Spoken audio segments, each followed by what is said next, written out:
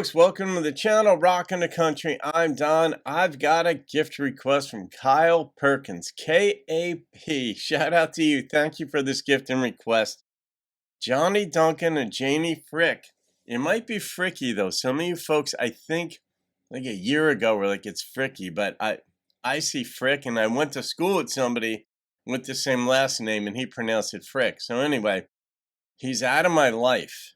And Kyle made a gift to the channel for me to do this one. So Kyle, thank you for this gift and the request. And information's in the description box below if you want to make a gift to the channel for me to get a song up. I get it up within a day, sometimes two, but almost always within one day. And it's pretty simple. It's $25, PayPal or Venmo, and we're off and running. But he's out of my life. That could be a good thing or a bad thing. And the fact that it's a duet is intriguing. So this could be one of these, good songwriters could take a title like that and do anything with it. But I find it fascinating that it's a duet singing this song. All right, here we go.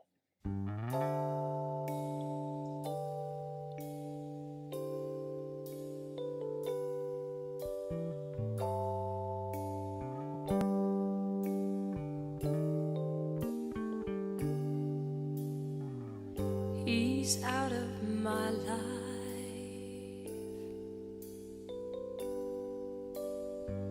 He's out of my life. Why does this sound familiar?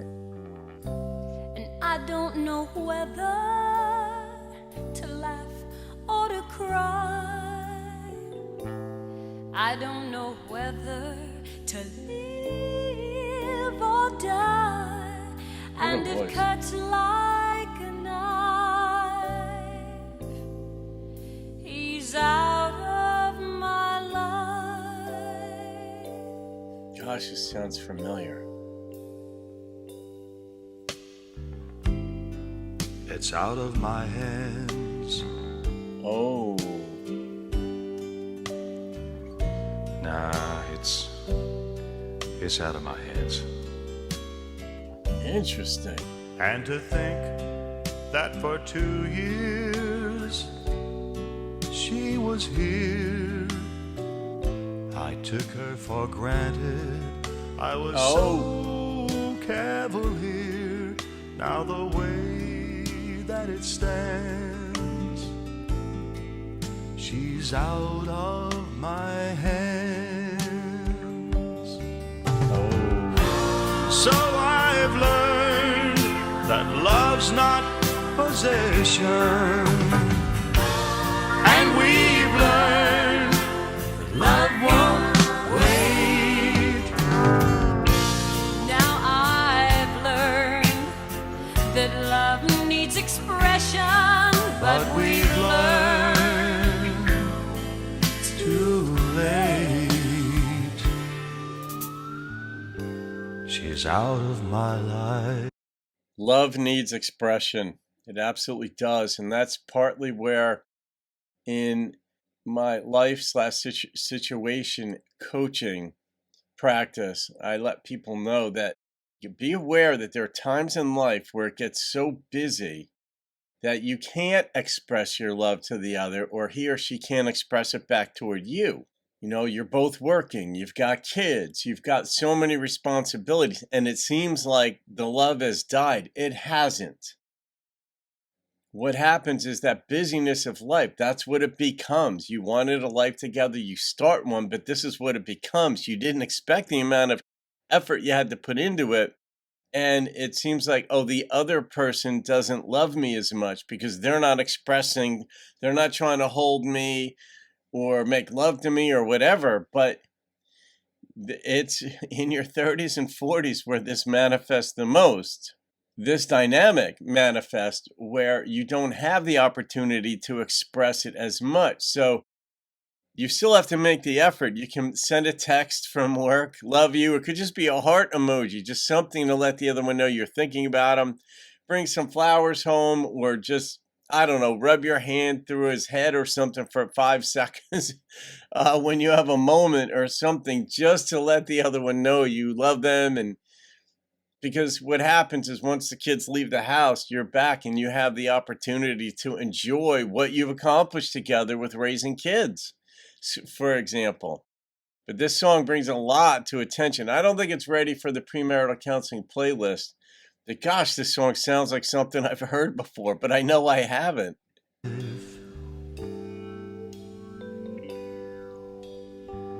He's out of my life.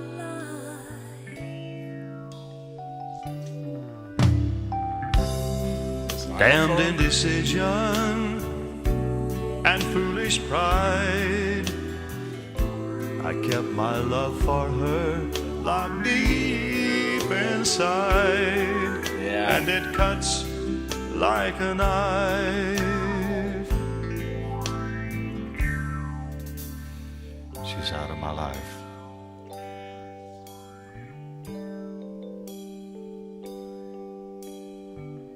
He's out of my life.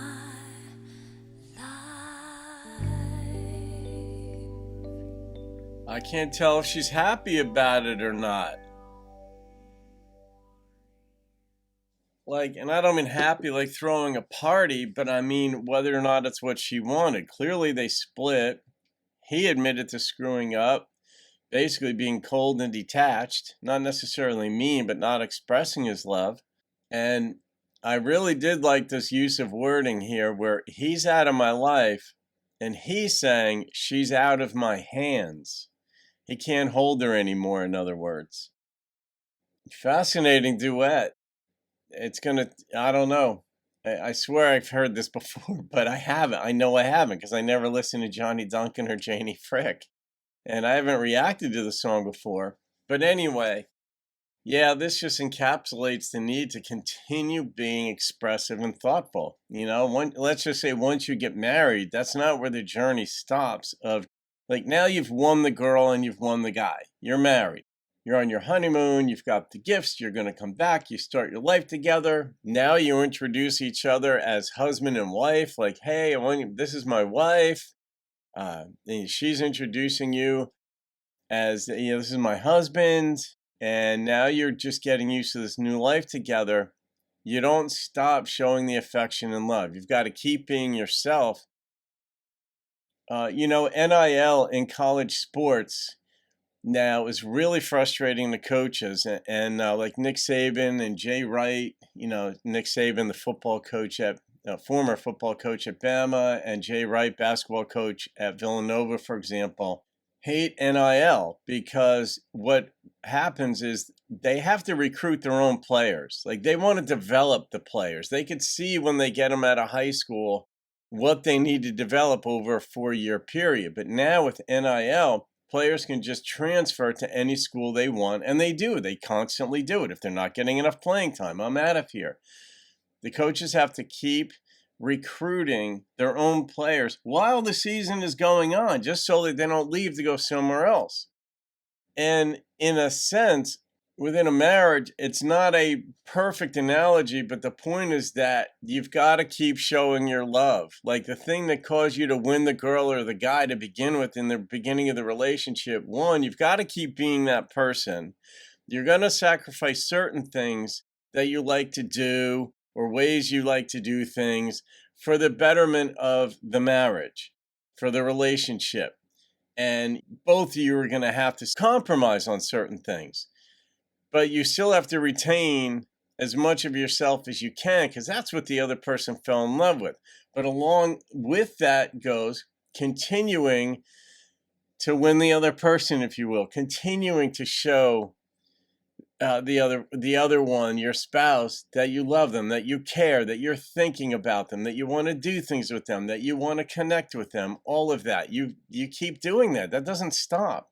You can get a false sense of security that once you're married, that all these things are settled and the other one knows I love them because there's a ring on the finger, but that isn't the way it works. It is still an active, ongoing, I'm not calling it a recruitment, but the principle is you just need to keep that relationship going.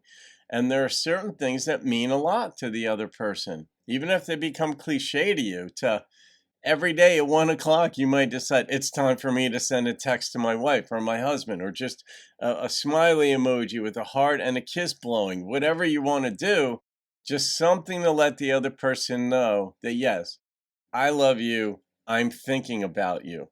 And that can help get through the tough times in your 30s or 40s, to where, in those times you don't have the opportunity or the energy necessarily, or necessarily even the desire, because maybe you're so tired or distracted from work or whatever, that you don't, or maintaining the house or taking the kids to soccer and doing this and doing that, to retain it. But the better times are coming.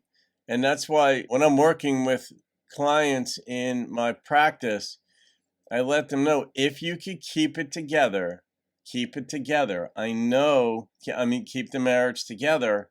It's not just for the betterment of the kids.